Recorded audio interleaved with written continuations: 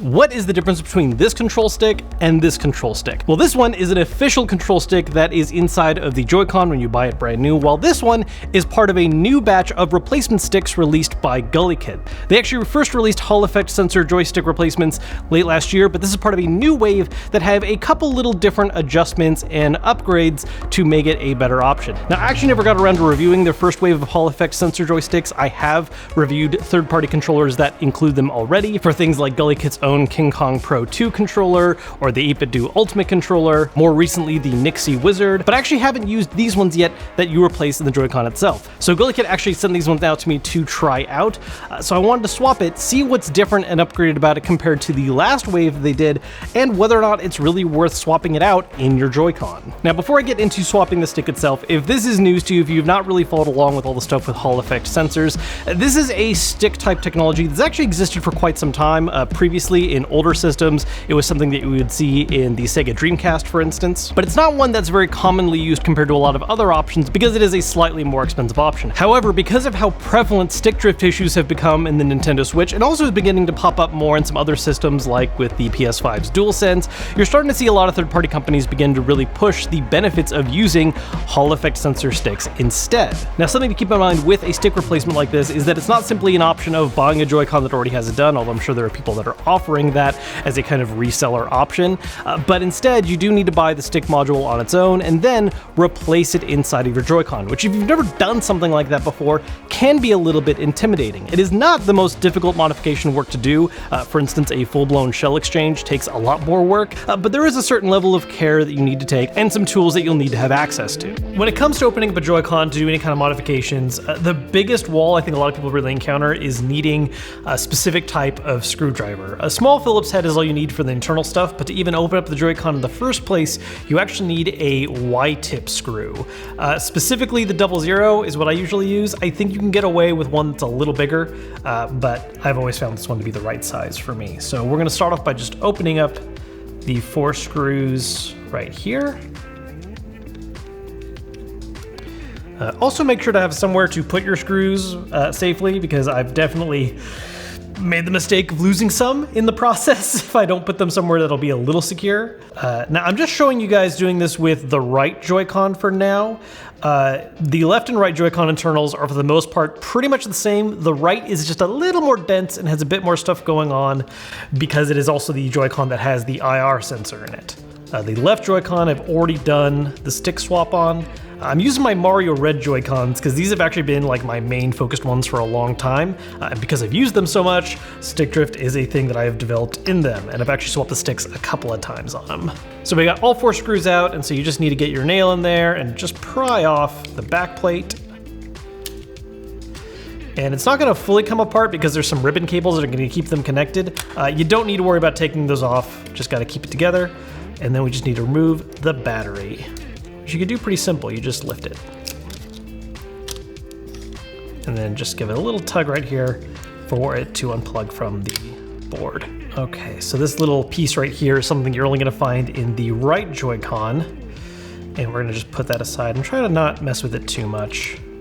And then we have to remove this plate right here, which will take 3 Phillips head screws. So I got to change my screw tip, stick with the 00, but now Phillips head.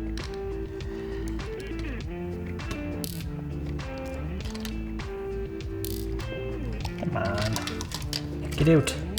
Oh, well, it got out and it fell somewhere, so we'll find that later. Okay, so those 3 screws out, we can remove this little board right here, little cover. It's a little bit tight because of where one of the ribbon cables wraps around. And again, because of ribbon cables, you can't actually really fully remove this unless you want to take the time to unplug it. But this right here, this square, is the control stick module that we want to remove. So you just gotta unscrew that screw there. Undo this screw here. And then the slightly scary part, especially if this is your first time doing it, is unplugging the ribbon cable. It's possible to do this with your bare hands, but it's really annoying. It's much better if you have a set of tongs, tweezers. I forget the right word when they're this small. But anyways, you're just gonna open up, release that little safety latch there, unplug it. There, we have removed the official Switch one. And we're gonna replace it with the one from Gulikit. So just gotta seat it back down in the same spot. It's usually a little easier to plug in the ribbon cable first before you try securing it in with a screw, so just gonna get that shoved in there. And this is another time where having little tweezers comes in handy because you can actually kind of grip it and push a little bit. This is probably the most frustrating part, in my opinion, for doing a stick swap. It's just getting that ribbon cable nice and snugly plugged in. Okay, so I think we're in there good. Okay, there we go. Now it's secured. So now that the ribbon cable's plugged in, we basically just have to go in reverse order of everything and screw everything back into place. One thing to keep in mind when you're sealing back up a Joy-Con, you never want to tighten things too much. The plastic's definitely meant to sit in a way where you want it to be snug, but if you over tighten anything, it might not actually fit together quite right. All right, so with that done, now we just gotta kind of reseat this one right. This always feels weird in the right one because you have to just twist the ribbon cable the right way for it to sit. Oh, also need to make sure the R button doesn't pop out, it needs to sit the right way. There we go, that's all sitting correctly. Oh, and make sure this isn't locked. Okay, so with that reseated, you wanna make sure you get that little IR sensor seated right again. And then we just replug in the battery. I recommend plugging the battery back into the board before you try seating it. It just gets really annoying otherwise.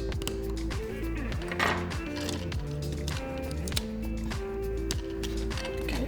And then all that's left to do is to make sure it clicks together right.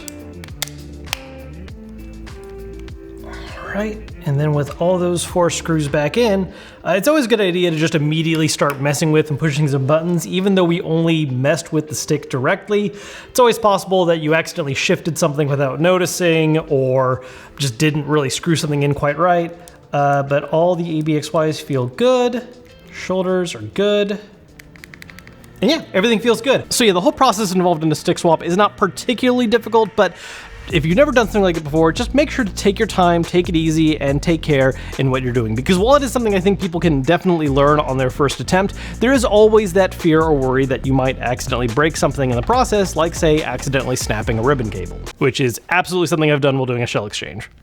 Now with that done, what has actually been the experience of using these new sticks? Well, for comparison, again, I am using my Mario Red Joy-Cons, which have been my longest standard as my go-to, where I'm using these new stick sensors to replace because I have developed drift issues in these Joy-Cons before. And then the control group that is still using the official stick is my white Joy-Cons that came with the OLED. And there are a couple changes immediately that are noticeable and some that are maybe a little more subtle that you can discover in testing. The first thing I want to hit up real quick though is one of the changes in this new batch of sticks from Gulikit.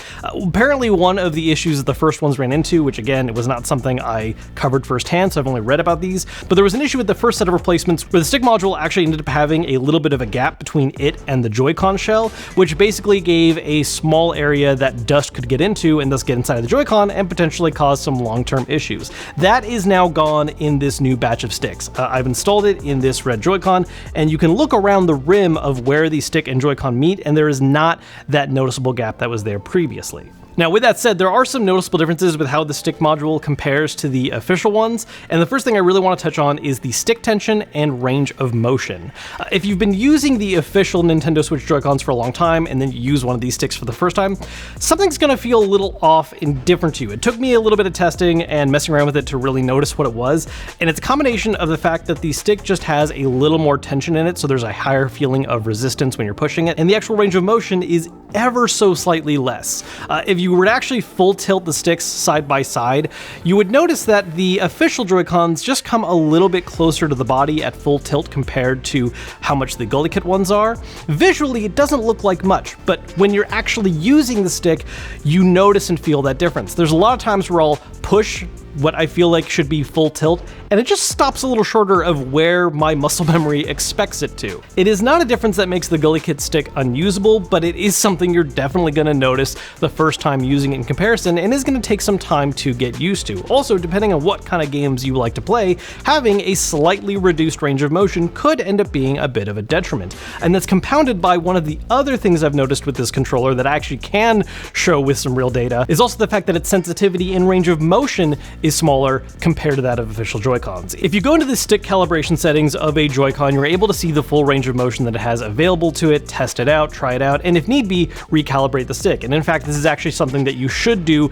as soon as you replace the stick module, because it's not going to read the exact thing the official one does, and so recalibration is necessary to make sure it's being read correctly. But even once you've done the recalibration, there's actually some pretty important differences in how the Switch is reading the Gulikit stick compared to the official. Specifically, where it reads full tilt. Basically, if you use an official Joy-Con in the stick calibration settings, you'll notice that when you fully tilt the stick all the way, that is when the Switch is going to read that it is at full tilt. And the moment you back off even a little bit, the Switch is going to register that motion and realize the stick is not being tilted the full way.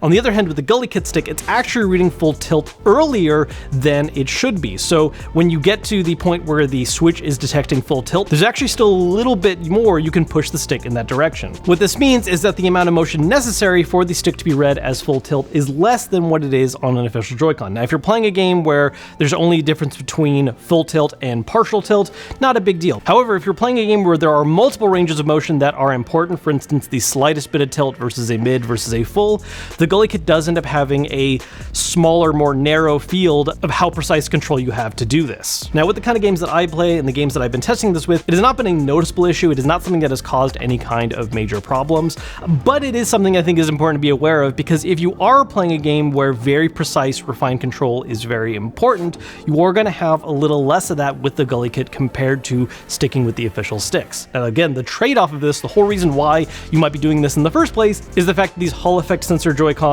will not be developing drift issues the same way, and will not need the kind of constant replacing that some official sticks have needed. And I think for a lot of people, especially if you have experienced this issue often, that is going to be some peace of mind that is very nice to have. I would say, however, that for now though, it is just not quite yet a perfect solution because of the trade-offs. So those are my thoughts on this new batch of stick replacements from Gulikit. If you are interested in grabbing them, I do have a link posted down below in the description, as well as some other third-party controller options that offer the same kind of stick technology if you want to have a more traditional controller that avoids having those drift issues. As always, if you enjoyed the video, hit the thumbs up button to let me know, subscribe if you haven't yet, and I will see you guys later.